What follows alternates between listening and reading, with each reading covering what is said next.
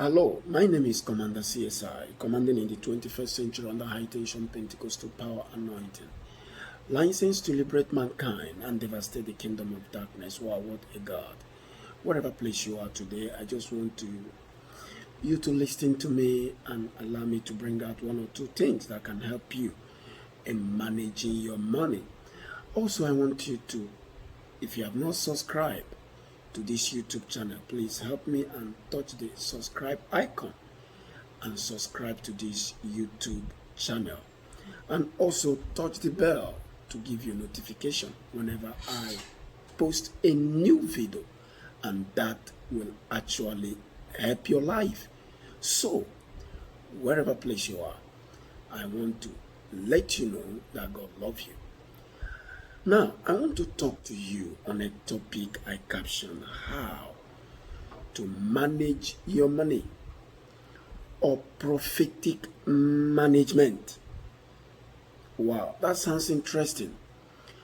And I want to let us know that if only you can know how to manage your money, you will be the best you want to be in life.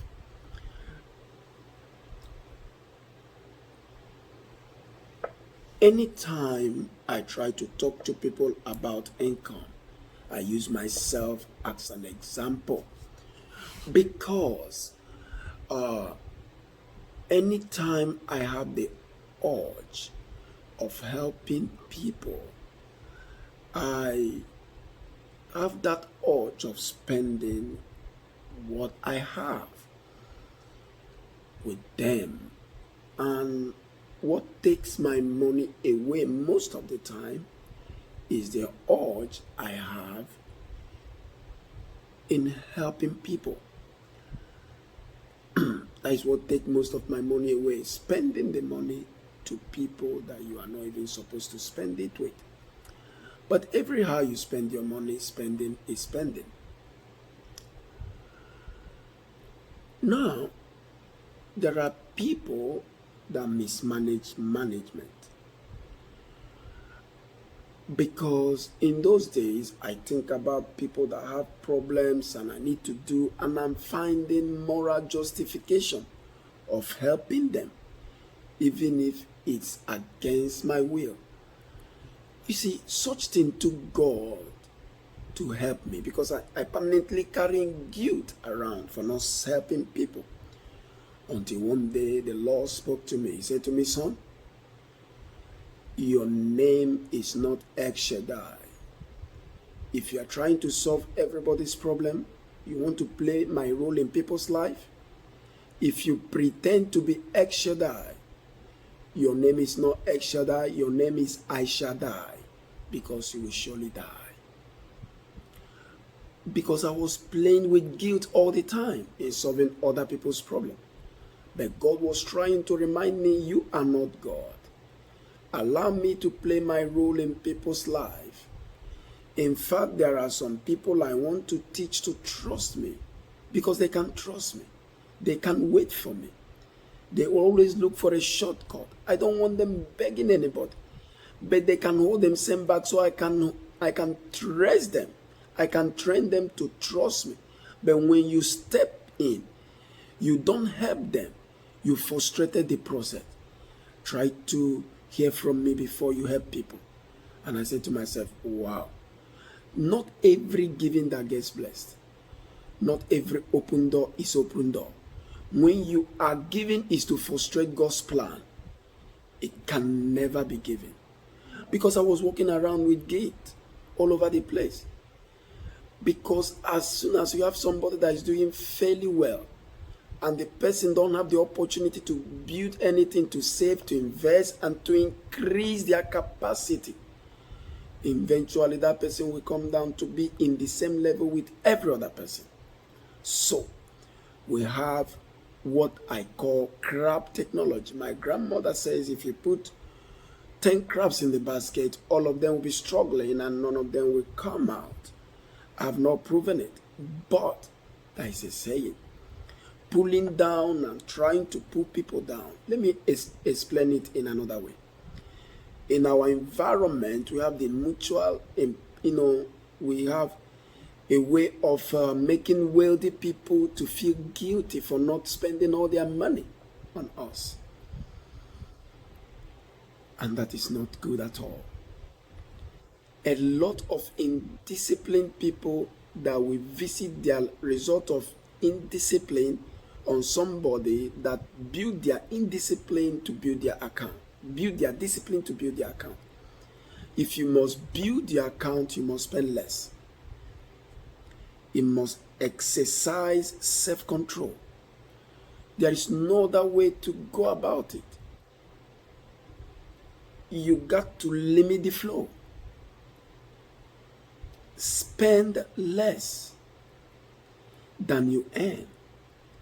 Other than that, it won't work. You can't build wealth. Spend less than you earn. Some people are going to wrestle with that statement. Spend less than I earn, when what I earn is not even enough. It's not up to what I spend. And you're asking me to spend less than I earn. What I earn is not even what it wasn't worth anything. Some people have the issue that whether it's their money or not, you need to spend that money. And some people borrow shamelessly. And they say the important thing is just to have money to spend, so they can borrow to spend. We can teach you money management skill, but money spending skill, all of us have automatic anointing to spend. Do you know the attitude that people have about money is that money is met with spending?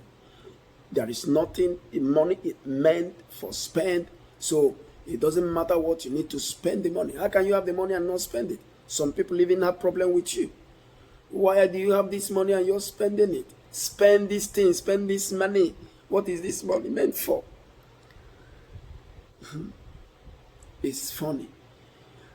You need to know how to spend your finance. Some people say you have money, you don't know how to enjoy it. But what many poor people, the problem poor people have is that they don't discipline themselves in spending. Spending is very important. Some people don't even spend what they get, they spend more than what they earn. And you want to be rich, you must spend less. What if the money is not enough? What if the money is not enough? I want to let you know prophetically, it can never be enough. The only way you can turn this thing around is to save 10%. If 1,000 is not enough, 900 will never be enough. What is the difference between 900 and 1,000? If 1,000 is not enough, 900 cannot be enough. Why not take one part of the 1,000 and fulfill a principle of exactly what you need and save 10%? If you cannot save 10%, save 5%. Joseph tells Pharaoh, famine is coming. The bad times are coming ahead. Let's take a fifth part, 20%. Let's save 20%. The season of abundance, 7 years, let's save. Let's take the surplus. It's amazing. But many people don't do things like that. You must discipline your appetite. Don't just be eating and want to be eating and think that you will just get something. Let your culture of consumption be subdued. Especially when you try to impress yourself, when you try to prove to people that you have it. How can I go for this wedding ceremony without giving them something? And short, before I go for this wedding ceremony, I'm going to buy some nice gold. And who are you impressing? Who are you impressing? I'm going to buy this XUV and prove to them. You don't need to improve anything to anybody. You want to prove your status in the society and all that. That is a problem we have. There are a lot of people. There are a lot of people that marry. As soon as they go for honeymoon, they have migraine. They have headache. They have BP.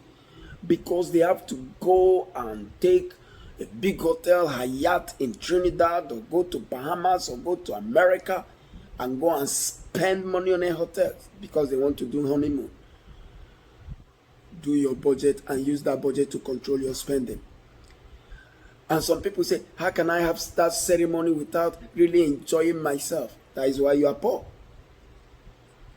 There are people that they want to impress people anytime, any day. Am I going to be the only one in the church that will not have gold earrings on my neck and diamond from Dubai? Be careful. Some will say, in short, I'm going to really prove to them. Listen to me. When I try having a financial mentor, what I learn is that I need to be hard to myself than spending. I had to also learn. 1 Corinthians 6 verse 12. All things are lawful for me and all things are not profitable to me. I come to Caribbean at my status in ministry. I don't want to impress any person by entering first class. I still join economy. Fly almost 20 something to 30 hours to come at my age in ministry and my age physically. Expenses will always rise anytime you are making money to meet income, but the discipline is the thing that helps you. Because as soon as you get pay increase and walk into a shop, the items there will start talking to you and will remind you. The last time you come to this shop, you couldn't afford me, but now you can. Buy me now. Buy me now. Because you have the capacity. Prove to them, shame them, tell them that you can buy me. Gucci, Giorgio Armani. Prove to them that your level have changed. And in a bid to prove, you spend the money. And there will be nothing to show in your savings. Stop borrowing. Stop owing. Because if you continue to borrow, it becomes a habit, it becomes a dream. Because we are spending more than we earn. If the church must succeed, if your business must succeed, always spend less. Proverb made us to understand in Proverb 21:20 that the foolish spends everything. So far you spend all you have, you are a fool. That is what the Bible said in the book of Proverbs. Now hear me. I go to a seminars, I go to crusades. I can preach 1 hour, 2 hours, sometimes 7 hours. I discover that if I come to the church and preach 12 hours or 7 hours, what the man wants to give me is what he will give me. What I will make is what I will make. 20 minutes, the same thing I will make is what I will make. So why not me put everything together and spend a small time and get a quality result than to spend all my time and still get the same money, because I'm spending my energy, I'm spending everything, but I'm getting less. I don't want to go there. But I want you to think and then do the right thing.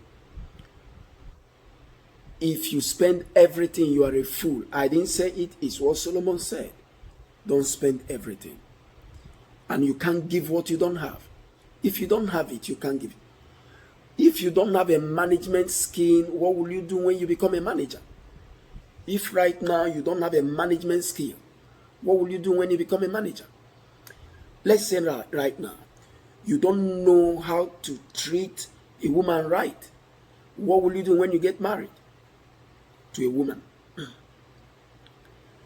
And if only what you can offer a woman is sex, she will get tired of it. If what only you can offer a man is sex, he will get tired of it. But I don't want to go there. I want to come to this point. If you don't know how to manage your finance, the big question is, what will you do when you become a manager? My name is Commander CSI. They call me the Talking Spirit. From me to you, I just want to say to you, Asante, Maranatha, Onyenwaya Nabia, Shalom. Remain in the house of Tata Grammaton. and your life will never remain the same. God bless you, real good. Bye-bye for now.